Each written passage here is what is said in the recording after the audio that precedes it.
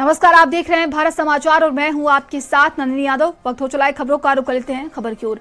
खबर गाजियाबाद से, जहां पर हिंडन एयरपोर्ट पर यात्रियों ने हंगामा किया है। हिंडन से मुंबई जाने वाली फ्लाइट कैंसिल हो गई है। एयर इंडिया की फ्लाइट रद्द होने पर यह बवाल देखने को मिला है।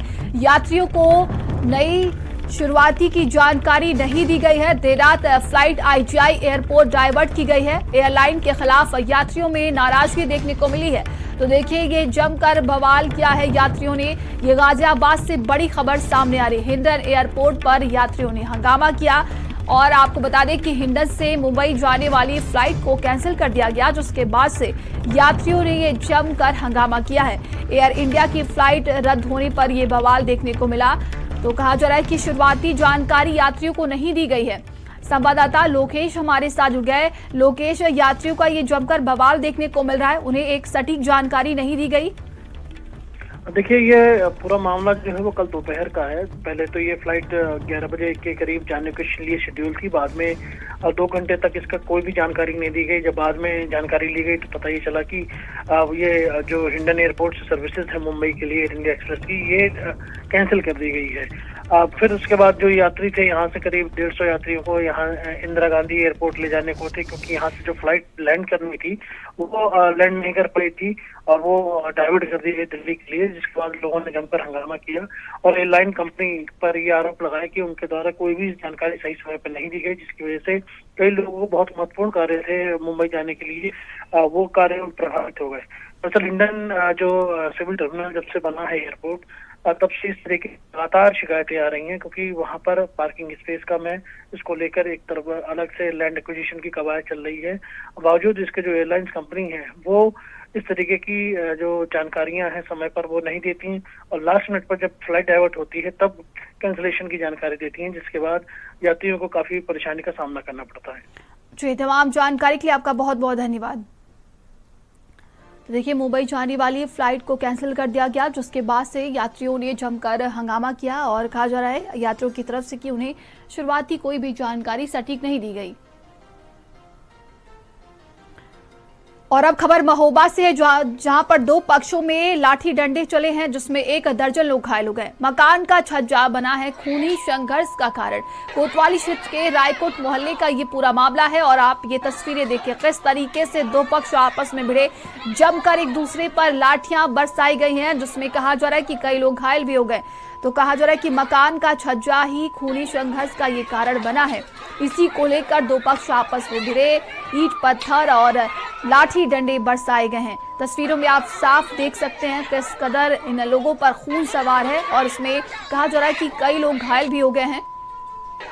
तो कोतवाली क्षेत्र के रायकोट मोहल्ले का ये पूरा मामला है, जहां पर मकान का छज्जा के देखिए बताया जा रहा है कि इसका विवाद का ये पूरा वजह बना और विवाद इतना बढ़ गया कि एक दूसरे पर जमकर लाठियां बरसाई गई हैं।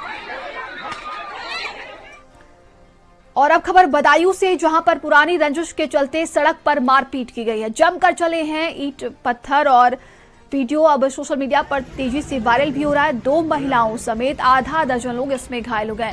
बेसी थाना क्षेत्र के बेहटा गुसाई का ये पूरा मामला है। तो पुरानी रंजिश में ये खूनी संघर्ष देखने को मिला है। खबर देखिए बदायूं से सामने आ रही है। जमकर एक दूसरे पर लाठियां बरसाई गई हैं, ईंट पत्थर बरसाए गए हैं, जिसमें कई लोग घायल हो गए हैं। तस्वीरों में आप देख सकते हैं किस तरीके से ये देखिए पुरानी रंजिश को लेकर 2 पक्ष आपस में भिड़ गए।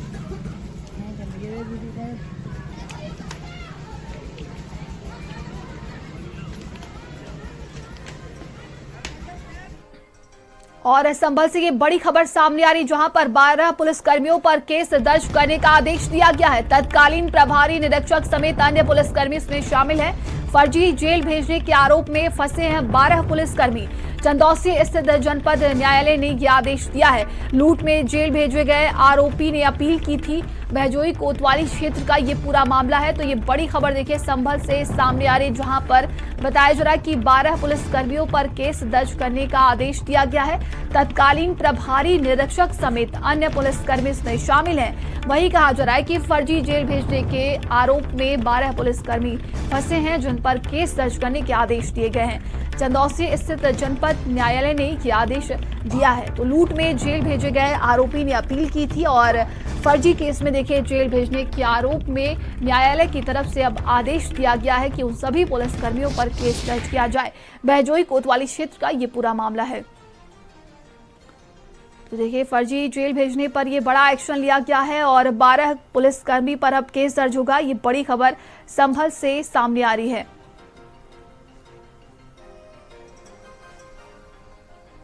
तो लूट के मामले में फर्जी जेल भेजने पर यह बड़ा एक्शन लिया गया है। संवाददाता सुनील राघव हमारे साथ जुड़ गए हैं। सुनील, ये बड़ा एक्शन लिया गया है 12 पुलिसकर्मियों पर, क्या अधिक जानकारी है?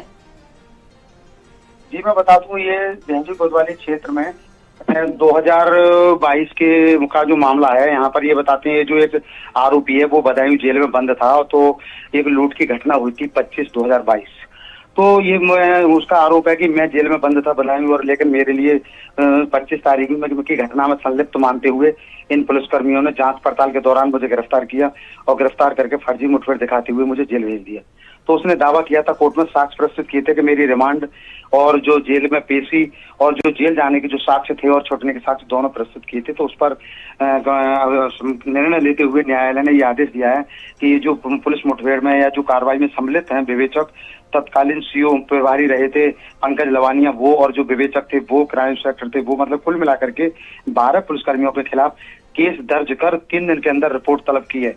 और ये कार्रवाई की जद में 100% आने वाले हैं जो पुलिसकर्मी। तो बहजोई कोतवाली क्षेत्र में हड़कंप मचा हुआ है और जो कल आदेश जारी किया गया उसके अनुसार आज केस दर्ज करने की कार्रवाई में पुलिस जो बहजोई है वर्तमान वो जुटी हुई है। जी जी, तमाम जानकारी के लिए आपका बहुत बहुत धन्यवाद।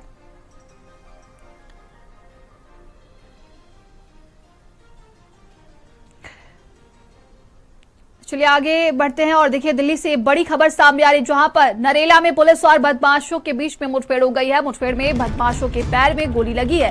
2 पिस्टल 5 कारतूस बदमाशों से बरामद कर ली गई है। एक दिन पहले नरेला में फायरिंग की गई थी। दोनों पर पहले से दर्जनों मुकदमे दर्ज हैं। तो ये बड़ी खबर देखिए सामने आ रही है। दिल्ली से ये बड़ी खबर है, जहां पर नरेला में पुलिस और बदमाशों के बीच में मुठभेड़ हुई है और इस मुठभेड़ में बदमाशों के पैर में गोली लग गई है। बताया जा रहा है कि 2 पिस्टल 5 कारतूस पुलिस की टीम ने बदमाशों से बरामद किया है। वहीं एक दिन पहले नरेला में फायरिंग की गई थी और दोनों पर पहले से दर्जनों मुकदमे दर्ज हैं।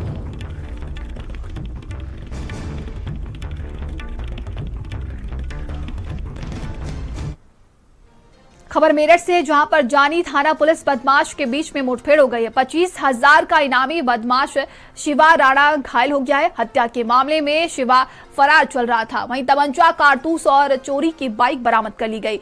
जानी थाना क्षेत्र में गंगनहर के पास ये मुठभेड़ हुई है। तो देखिए पुलिस से बदमाश की मुठभेड़ हो गई है।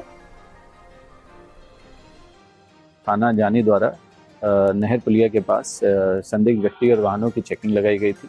एक व्यक्ति जो कि बिना नंबर प्लेट की बाइक पर सवार था, इसके द्वारा चेकिंग बैरियर तोड़ा गया। वह जब पुलिस पार्टी द्वारा इसको रोकने का प्रयास किया गया तो इस व्यक्ति ने पुलिस पार्टी पर फायर खोल दिया। जिसी के क्रम में पुलिस पार्टी ने भी आत्मरक्षार्थ इस व्यक्ति पर फायर खोला, जिस दौरान इस व्यक्ति के पैर में गोली लगी है। वह इसको उपचार हेतु भर्ती कराया गया है। और अब खबर झांसी से, जहां पर दलित किसान के साथ मारपीट का आरोप लगा है। बता दें कि जान से मारने की धमकी देने का भी आरोप लगा है। किसान ने एआईजी से न्याय की गुहार लगाई है। चिरगांव थाना क्षेत्र का ये पूरा मामला है। तो दलित किसान के साथ मारपीट का ये आरोप है। खबर झांसी से सामने आ रही है। तो किसान से देखिए मारपीट का ये पूरा मामला सामने आया है। खबर हापुड़ से है, जहां पर हैरान कर देने वाला एक वीडियो सामने आया, जहां टेम्पो चालक धड़ल्ले से यातायात के नियमों की धज्जियां उड़ा रहा है। छोटा हाथी गाड़ी में 2 दर्जन से अधिक लोगों को बैठाकर सबकी जान को भी जोखिम में डाल रहा है। तस्वीरें आप देखिए तो गाड़ी की छत पर कई लोग खचाखच होकर बैठे हुए हैं। ये वीडियो अब सोशल मीडिया पर तेजी से वायरल हो रहा है। वीडियो बहादुरगढ़ क्षेत्र के सलारपुर मोड़ का बताया जा रहा है। तस्वीरें आप देखिए किस तरीके से सभी के जान के साथ ये खिलवाड़ किया जा रहा है और यातायात के नियमों की धज्जियां उड़ाई जा रही है। तो ये खबर हापुड़ से है और अब ये वीडियो सोशल मीडिया पर तेजी से वायरल भी हो रहा है।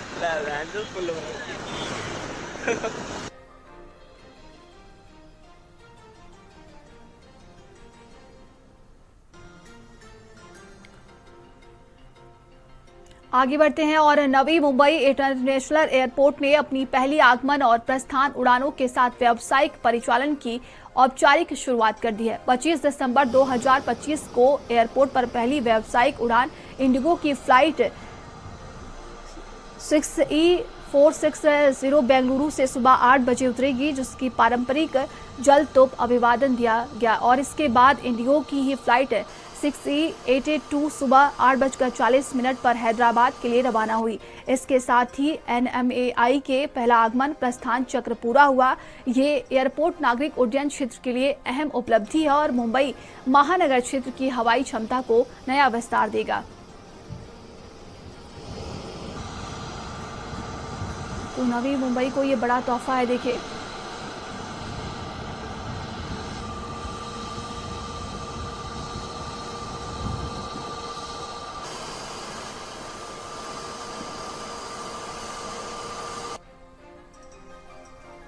नवी मुंबई इंटरनेशनल एयरपोर्ट आज 25 दिसंबर 2025 से व्यावसायिक उड़ानों के लिए खोल दिया गया है। अडानी ग्रुप द्वारा विकसित ये ग्रीनफील्ड एयरपोर्ट मुंबई के मौजूदा एयरपोर्ट की भीड़ कम करने और मुंबई मेट्रोपॉलिटन क्षेत्र की कनेक्टिविटी बढ़ाने के लिए बनाया गया है। उद्घाटन के पहले दिन इंडिगो, आकाशा एयर और एयर इंडिया एक्सप्रेस की कई घरेलू उड़ानें संचालित होंगी। एयरपोर्ट का आधुनिक इंफ्रास्ट्रक्चर यात्रियों के अनुभव को बेहतर बनाएगा। NMAI का ये कदम नागरिक उड्डयन क्षेत्र में एक महत्वपूर्ण मील का पत्थर है।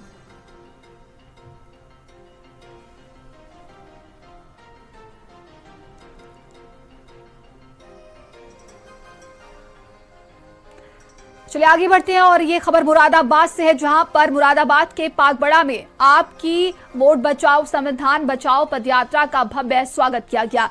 जनसभा में सांसद संजय सिंह ने केंद्र और उत्तर प्रदेश की सरकार पर तीखा हमला बोला। उन्होंने कहा कि डिटेंशन सेंटर की ईंट उखाड़ कर फेंक देंगे, अगर गलत तरीके से रखा गया तो संघर्ष किया जाएगा। पदयात्रा रामपुर से शुरू होकर मुरादाबाद होते हुए अमरोहा की तरफ बढ़ रही है और यात्रा के दौरान रास्ते पर भारी भीड़ उमड़ी हुई है। जनता में भारी उत्साह और समर्थन देखा जा रहा है।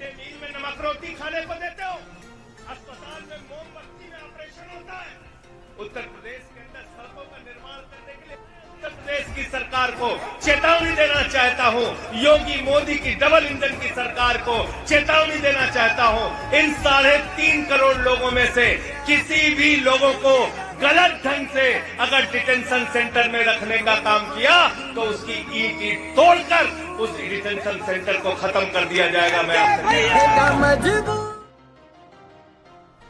चलिए आगे बढ़ते हैं और देखिए, क्रिसमस पर कैथेड्रल चर्च में पीएम मोदी ने क्रिसमस की शुभकामनाएं दी हैं। प्रार्थना सभा में शामिल हुए हैं प्रधानमंत्री नरेंद्र मोदी। क्रिसमस शांति करुणा का संदेश देता है, पीएम की तरफ से ये कहा गया।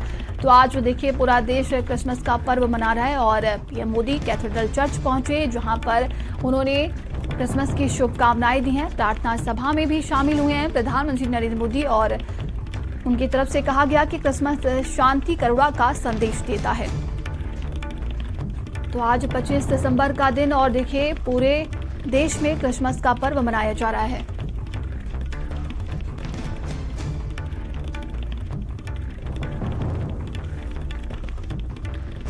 तो पीएम ने कहा कि क्रिसमस शांति करुणा का संदेश देता है और वो देखिए कैथेड्रल चर्च पहुंचे हुए थे, जहां पर वो प्रार्थना सभा में भी शामिल हुए हैं।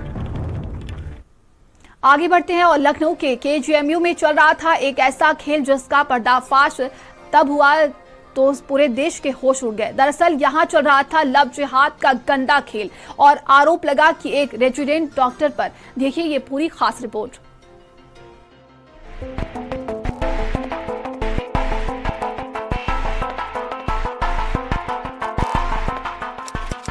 सफेद कोट के अंदर काला सच, पेशे की आड़ में धर्म का धंधा, मोहब्बत के फरेब में छिपा भेड़िया, जिस्मानी खेल, भरोसे का कत्ल। ये सिर्फ एक डॉक्टर की कहानी नहीं, ये भरोसे के कत्ल की कहानी है।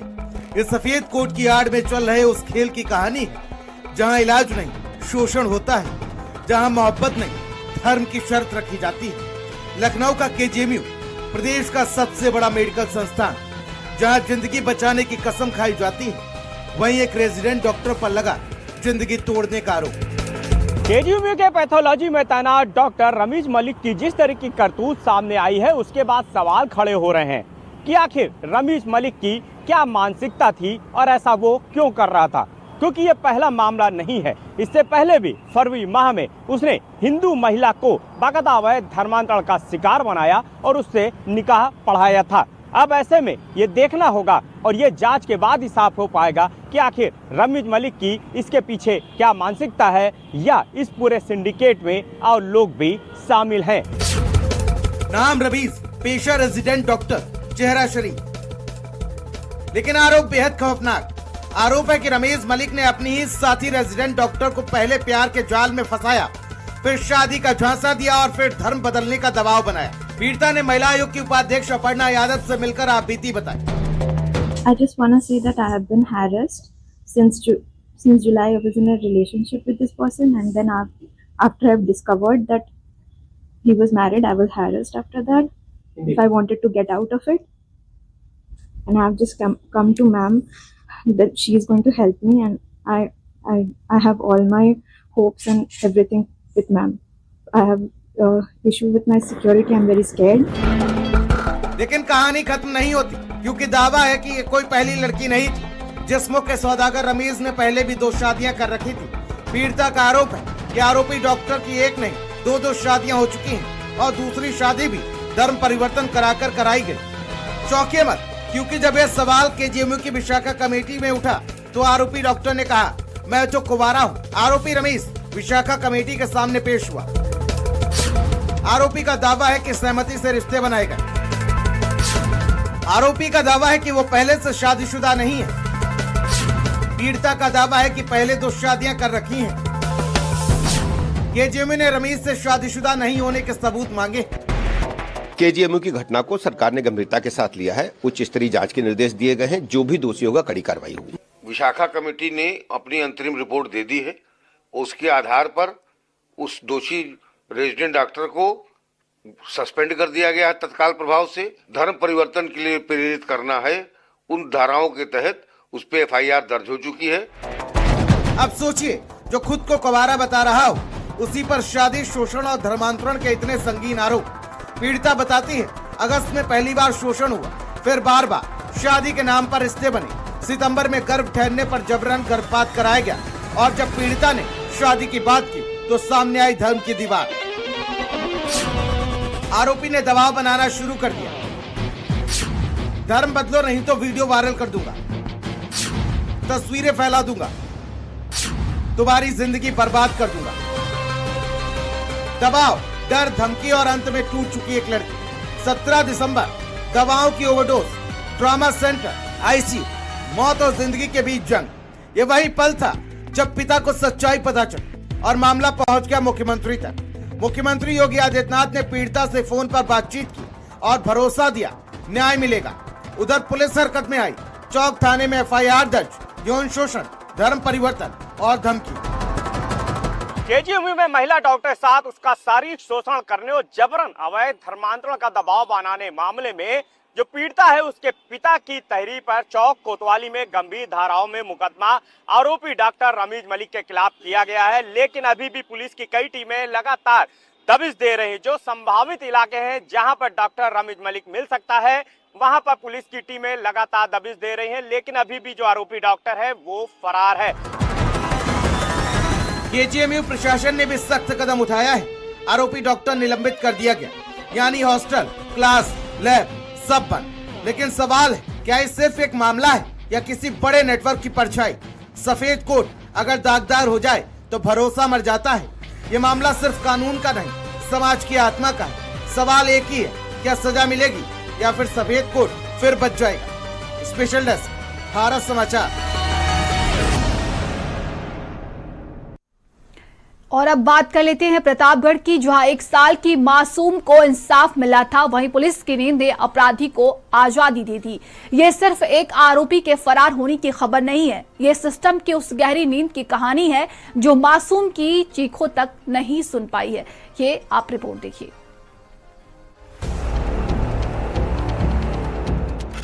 प्रतापगढ़, जहां कानून जागना चाहिए था, वहां पुलिस सोती रही। 7 साल की मासूम को इंसाफ मिलना था, वहां आरोपी अस्पताल से फरार हो गया।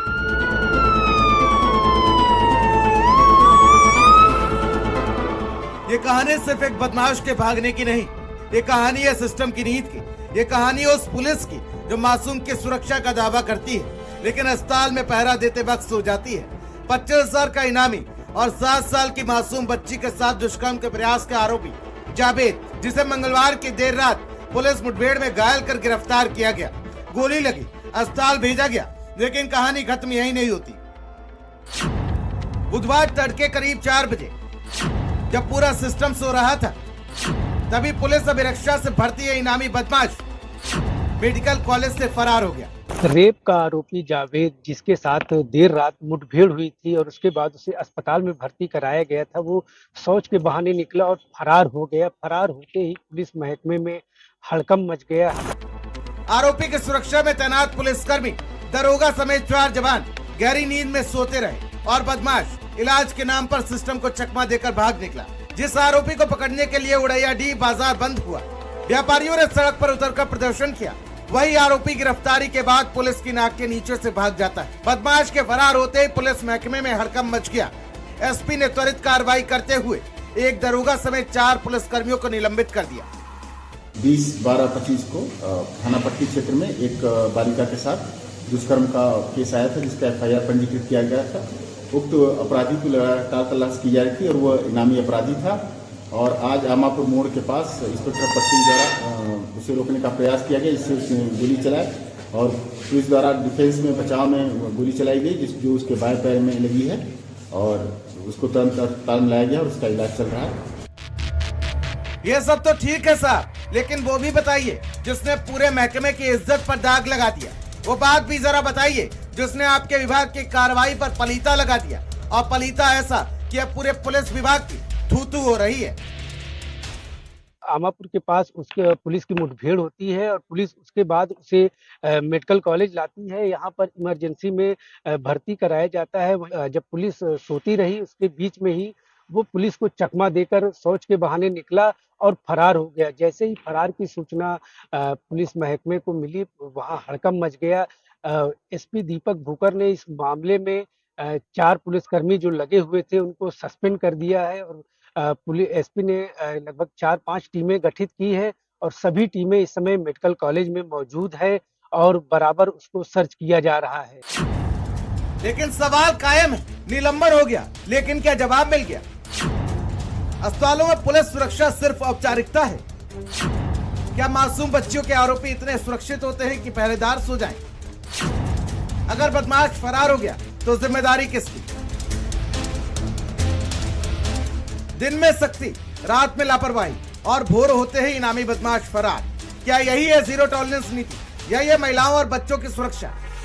चलिए आपको पुलिस की सफाई और हकीकत में भी फर्क बता देते हैं। पुलिस अब तलाश की बात कर रही है, टीमें लगाई गई हैं और पूरे मेडिकल कॉलेज में वो सुराग तलाशे जा रहे हैं जहां से बदमाश लीक हो सकता है। मेडिकल कॉलेज में पुलिस की कई टीमें लगी हुई हैं। हमारे दाएं साइड पे पुलिस की स्वाट टीम है, कोतवाली पुलिस है, पट्टी पुलिस है, जो बिल्डिंग बने हैं और जो बनाए जा रहे हैं वहाँ पे अभी भी सर्च की जा रही है। जो सीसीटीवी फुटेज में देखा गया है, ऐसा बताया जा रहा है कि उसकी लास्ट लोकेशन जहाँ पे हम खड़े हैं इधर ही पर था और इसके बाद ही पुलिस उसको अभी भी इन्हीं बिल्डिंगों में सर्च कर रही है। लेकिन सवाल ये है, जब बदमाश को पकड़ा जा चुका था, वह भागा कैसे? 7 साल की मासूम के साथ दुष्कर्म का प्रयास, इनामी आरोपी और पुलिस की नींद। आज सवाल सिर्फ जावेद के फरार होने का नहीं है, सवाल है सिस्टम की जिम्मेदारी का, क्योंकि अगर पुलिस सोएगी तो अपराधी जागता रहेगा। स्पेशल डेस्क, भारत समाचार। खबरों का सिलसिला लगातार जारी है। रुकते हैं छोटे से ब्रेक के लिए, बनी रहिए भारत समाचार के साथ। आप देख रहे हैं भारत का सर्वश्रेष्ठ न्यूज चैनल भारत समाचार।